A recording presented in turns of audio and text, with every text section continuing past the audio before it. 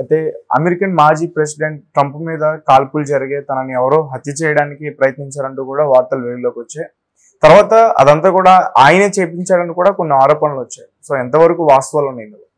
మొన్న సాయంత్రం 6:15 పెన్సిల్వేనియాలో బట్లర్ అనే ప్రాంతంలో ఒక మీటింగ్ ఇంకా స్టార్ట్ కాలేదు.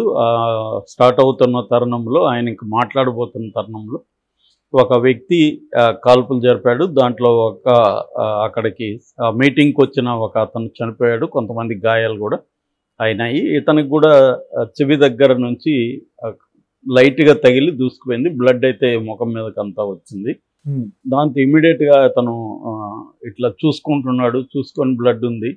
దాంతో ఇమీడియట్గా కిందకి కూర్చునేసాడు. వీళ్ళు సీక్రెట్ సర్వీస్ అంటారు, ప్రొటెక్షన్ పోలీసులు అతను తీసుకొని వెళ్ళి హాస్పిటల్కి తీసుకెళ్లారు, పిట్స్బర్గ్ హాస్పిటల్కి. సో ఇందులో ఒకరు చనిపోయారు, ఇద్దరికి సివియర్ గాయాలు తగిలాయి. సో ఎవరు ఇది కాల్చింది అన్నప్పుడు థామస్ మాథ్యూ క్రూక్స్ అనే ఒక 20 ఏళ్ల అబ్బాయి ఈ కాల్పులు జరిపినట్టుగా చెప్తున్నారు. ఇది క్లియర్గా హత్యాయత్నమే ఆయన మీద అనేది అక్కడున్న FBI అంటే ఫెడరల్ బ్యూరో ఆఫ్ ఇన్వెస్టిగేషన్ అని అమెరికాలో, మనకి ఇక్కడ CBI లాంటిది అక్కడ. అంటే ఫెడరల్ అంటే అమెరికా అనేది ఫెడరల్ కంట్రీ, అంటే అనేక రాష్ట్రాల సముదాయం అన్నమాట అది. సో వాళ్ళకి కంప్లీట్గా అన్ని రాష్ట్రాల యొక్క, ఏ రాష్ట్రానికి ఆ రాష్ట్రం సపరేట్గా పోలీస్ ఉంటుంది. అది కాకుండా ఈ FBI అనేది దేశంలో ఎక్కడైనా వాళ్ళు విచారించవచ్చు. సో వాళ్ళు విచారించారు. మామూలుగా అయితే ఎనీ ఎక్స్ ప్రెసిడెంట్స్కి అమెరికాలో ఏంటంటే హై సెక్యూరిటీ ఉంటుంది. మనకు తెలుసు, ఎవరైనా ఆ మధ్య కూడా ట్రంప్ వచ్చినప్పుడు ఇండియాలో ముందే వాళ్ళు సెక్యూరిటీ వాళ్ళు వచ్చేసి ఎంత అతలకుతలం చేశారు. వాళ్ళు మొత్తం క్యాప్చర్ చేసేస్తారు.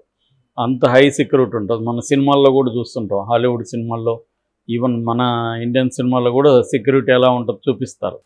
సో ఆ స్థాయిలో ఉన్న సెక్యూరిటీ ఉంటే ఈయనకి కూడా ఏంటంటే మాజీ ప్రెసిడెంట్ అయినా కూడా ఆయనకి 75 మంది సీక్రెట్ సర్వీస్ అని దీనికోసమే, అంటే ఈ ప్రెసిడెంట్స్, మాజీ ప్రెసిడెంట్స్, గవర్నర్స్ ఇలాంటి వాళ్ళకి సెక్యూరిటీ ఇవ్వడానికి ఒక సీక్రెట్ సర్వీస్ అనే ఒక ఫోర్స్ని ప్రత్యేకంగా పెట్టారు. మనకి ఎట్లాగైతే ఇక్కడ SPG, NSG ఇలాంటివి ఉంటాయో అక్కడ సీక్రెట్ సర్వీస్ ఉంటుందన్నమాట. సో ఈయనకి 75 మంది సీక్రెట్ సర్వీసు ఆఫీసర్లు 24 అవర్స్ సెక్యూరిటీ ఉంటారు. అది కాకుండా ఈయన అభ్యర్థి కూడా కాబట్టి, ఇప్పుడు పోటీ చేస్తున్నాడు కాబట్టి ఇంకా అదనంగా కూడా భద్రత ఏర్పాటు చేశారు. ఇలా ఇంత భద్రత నడుమ ఎవడో ఒక కుర్రవాడు, వాడికి ఏమీ టెర్రరిస్ట్ కాదు, వాడికి ఏమి బ్యాక్గ్రౌండ్, క్రిమినల్ బ్యాక్గ్రౌండ్ ఏం లేదు, వచ్చి ఎలా కాల్చాడు అనేది వాళ్ళ చర్చ. సో దీని మీద బైడెన్ మాట్లాడుతూ ఫస్ట్ ఖండించాడు. బైడెన్ ఆయన్ని పరామర్శించాడు ఫోన్ చేసి. ఎందుకంటే బైడెన్ డెమోక్రటిక్ పార్టీ తరఫున పోటీ చేస్తున్నాడు, ఈయనేమో ట్రంప్ ఏమో రిపబ్లికన్ తరఫున పోటీ చేస్తున్నాడు. అక్కడే 2 పార్టీలే ఉంటాయి ప్రధానంగా. సో బైడెన్ పరామర్శించాడు, కానీ నాకు కొన్ని ఒపీనియన్స్ ఉన్నాయి, బట్ ఆధారాలు లేవు కాబట్టి నేను ఆ ఒపీనియన్స్ చెప్పలేకపోతున్నానని చెప్పాడు. అంటే ఏదో ట్విస్ట్ చేస్తున్నాడు అతను. బాగా మామూలుగా అయితే ఆ కుర్రవాడు అంతకుముందే రూప్ మీదకి వెళ్ళడం అవన్నీ మేము చూసాము, మీడియాకి చెప్పాము, పోలీసులకి, సీక్రెట్ సర్వీస్కి కూడా చెప్పాము, వాళ్ళు పట్టించుకోలేదని చాలామంది చెప్తున్నారు. ఈవెన్ ఆ ఫోటో కూడా సోషల్ మీడియాలో కూడా వైరల్ అయింది. ఈవెన్ కొన్ని మీడియా సంస్థలు కూడా అనుమానాస్పద వ్యక్తి అనేసి అతని మీద కథనాలు కూడా వచ్చాయి, ఇది జరగకముందే.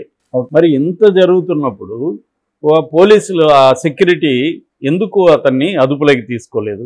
మామూలుగా ఏమాత్రం చేమో చిటుక్కుమన్నా కూడా స్పందించే సీక్రెట్ సర్వీసు ఇతన్ని ఎందుకు అదుపులోకి తీసుకోలేదు అనేది ఇప్పుడు పెద్ద ప్రశ్నగా మారింది.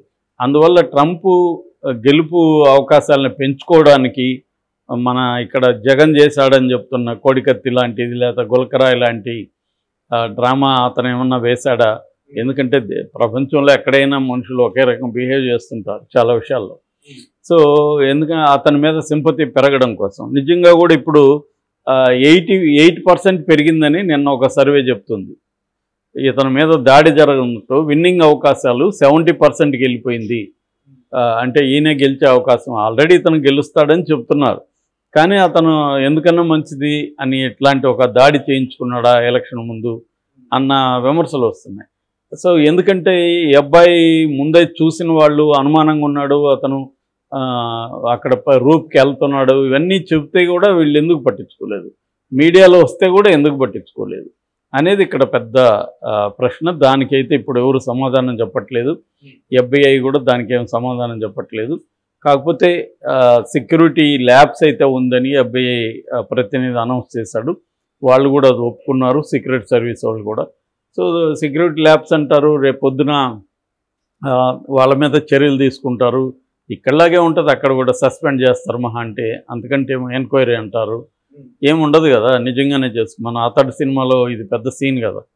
సో ఇలాగే ఏమన్నా జరిగిందా అనేది అంటున్నారు. ఎందుకంటే అతను యాక్చువల్గా రిపబ్లికన్ పార్టీనే అని చెప్తున్నారు, ఆ కుర్రాడు కూడా రిపబ్లికన్ పార్టీనే ట్రంప్కి క్యాంపెయిన్కి డబ్బులు కూడా ఇచ్చాడు అనేది కూడా చెప్తున్నారు.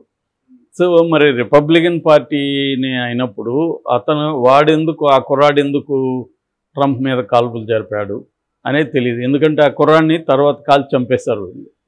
ఆ కుర్రాడు కూడా లేడు ఇప్పుడు. ఓకే, చంపేశారు అతన్ని. సో ఇదంతా ఒక డ్రామానా అనేది కొంతమంది అంటున్నారు. కాకపోతే దీన్ని వ్యతిరేకించే ట్రంప్ని సపోర్ట్ చేసే వాళ్ళము ఎవరైనా బుల్లెట్ చెవి దగ్గర పోయే స్థాయిలో ఎవరైనా అటెంప్ట్ చేయించుకుంటారా? ఆ బుల్లెట్ కొద్దిగా తప్పుంటే అతను చనిపోయాడు కదా. సాధారణంగా అలాంటి సినిమాల్లో చూస్తాము, కరెక్ట్గా చేసి చెవి దగ్గరికి వెళ్ళేట్టుగా అంత ఇదిగా అతను చేయగలిగాడా? ఎందుకంటే పెద్ద దూరంగా కూడా లేదంట దీనికి అతను. సో ఇది రకరకాల వ్యాఖ్యానాలు వస్తున్నాయి. ఎందుకంటే ఇది మొదటిసారి కాదు, ట్రంప్ మీదనే 2016లో కూడా ఒకసారి అటెంప్ట్ జరిగింది. ఇంకా ప్రెసిడెంట్స్ చాలామంది చనిపోయారు కూడా. అబ్రహం లింకన్ మొదట్లో, ఆయన ఫస్ట్ ప్రెసిడెంట్, ఆయనకు ముందు కూడా కాల్పులు జరిగాయి. రూజ్వెల్ట్ మీద కాల్పులు జరిగాయి, తర్వాత రొనాల్డ్ రేగన్ ఉన్నాడు కదా, ఆయన మీద కాల్పులు జరిగాయి. విలియం మెకెన్లీ మీద జరిగింది. మెకెన్లీ కూడా చనిపోయాడు. అబ్రహాం లింకన్ చనిపోయాడు, మెకెన్లీ చనిపోయాడు, జేమ్స్ గారిఫీల్డ్ అనే ప్రెసిడెంట్ చనిపోయాడు. తర్వాత జాన్ ఎఫ్ కెనడీ విపరీతంగా పాపులర్ కూడా. జాన్ ఎఫ్ కెనడీ మీద సినిమాలు వచ్చాయి, డాక్యుమెంటరీ సిరీస్ వచ్చాయి. సో ఈ నలుగురు ఇప్పటి వరకు చనిపోయాడు. గెరాల్డ్ ఫోర్డ్ 18 నెలల్లో ఆయన మీద 2 సార్లు అటెంప్ట్లు జరిగాయి ప్రెసిడెంట్ మీద. సో అమెరికాలో కూడా ఎంత సెక్యూరిటీ ఉన్నా కూడా దాడులు అనేవి జరుగుతున్నాయి. సో ఆ రకంగా తీసుకున్నప్పుడు ఇక్కడ మాత్రం చూస్తే ఇది చాలా ఎవడో కుర్రాడు, 20 ఏళ్ల కుర్రాడు, వాడి పెద్ద ఎక్స్పీరియన్స్లు ఏం లేవు, వచ్చి ఒక రూప్ మీద నుంచి కాల్చేశాడా, అంత సింపులా అమెరికా కాబోయే ప్రెసిడెంట్, మాజీ ప్రెసిడెంట్ని చంపడం అనేది ఇప్పుడు ప్రపంచవ్యాప్తంగా చర్చ వస్తుంది. ఎందుకంటే దీన్ని అందరూ కూడా వరల్డ్ వైడ్ ప్రెసిడెంట్లు అందరూ ఖండిస్తున్నారు. ఎందుకంటే ఏ ఆఫ్రికా ప్రెసిడెంట్ మీద అడిగితే ఎవడు పట్టించుకోడు, అమెరికా ప్రెసిడెంట్ అనేసరికి స్పందించే పద్ధతి వేరేగా ఉంటుంది. సో అలాగా మన మోడీ కూడా ఖండించాడు దీన్ని. సో మామూలే, వైలెన్స్కి తావులేదు, ప్రజాస్వామ్యం ఇవన్నీ మాట్లాడారు. కానీ ఇక్కడ ప్రధానంగా ఇప్పుడు ఈ చర్చ వస్తుంది. ఏదేమైనా ఆయన జయించుకొనున్నా లేకపోతే వాడే వాలంటరీగా చేయిస్తున్నా ఆయనకైతే హెల్ప్ అయింది ఇది ఎలక్షన్లో. మళ్ళీ ట్రంప్ వచ్చే అవకాశాలే మనకి ఎక్కువ కనిపిస్తున్నాయి. ఎందుకంటే ఆల్రెడీ 80% విన్నింగ్ అవకాశాలు పెరిగిపోయినాయి అనేది అంటున్నారు. అతని ఇంట్లో పరిశీలిస్తే మాత్రం కారులో కానీ ఇంట్లో కానీ మందుగుండు తయారీకి కావాల్సిన బేసిక్ మెటీరియల్ అంతా మాత్రం ఉందని చెప్తున్నారు. అంటే ఒకవేళ గన్నుతో కుదరకపోతే ఏదన్నా కారు బాంబులాగా ఏమన్నా పేలడానికి ట్రై చేస్తాడనేది చెప్తున్నారు. వాళ్ళ ఫాదర్ కానీ అతనితో కూడా చదువుకున్న వాళ్ళు కానీ అతనికి పాజిటివ్గానే మాట్లాడుతున్నారు. మా వాడికి ఎప్పుడు వైలెన్స్ అనే నేచర్ లేదు, ఎప్పుడు చేయలేదు ఇలాగా అనేది కుర్రాళ్ళు కూడా అతనితో క్లాస్మేట్స్ వాళ్ళందరూ చెప్తున్నారు. వాళ్ళ ఫాదర్ కూడా నాకు అసలు ఎందుకు చేశాడు మావాడు ఇవన్నీ తెలియదు, నేను కూడా పోలీసులు చెప్తే తెలుసుకుందామని వెయిట్ చేస్తున్నానని అతను అంటున్నాడు. పోలీసులు ఏం చెప్తారో మరి చూడాలి. ఎందుకంటే అతన్ని బతుకుంటే అతన్ని దగ్గర చెప్పించుండొచ్చు, అతను చనిపోయాడు, చంపేశారు. సో ఇదంతా కూడా ఒక ఫిషీగా అనిపిస్తుంది. వాడు అంటే ముందుగా తెలిసినా కూడా వీళ్ళు ఎందుకు స్పందించలేదని ఒకటి, వాడిని ఎందుకు కాల్చి చంపేశారు, పట్టుకోండొచ్చు కదా అనేది 2. సో వాడు పైగా రిపబ్లికన్ పార్టీకి సంబంధించిన అతనే అని చెప్తున్నారు. ఇవన్నీ డౌట్ఫుల్గా అయితే ఉన్నాయి.